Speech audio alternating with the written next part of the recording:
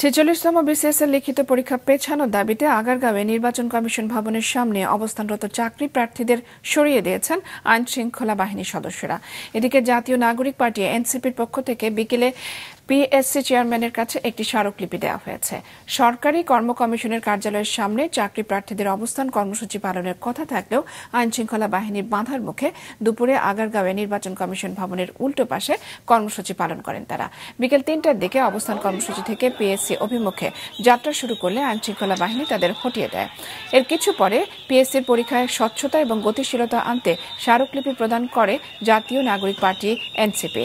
১ বছরের মধ্যে একটি বিসিএস এর সব কার্যক্রম শেষে ফলাফল ওয়েবসাইটে প্রকাশ করা সহ বেশ কিছু দাবি জানায় তারা।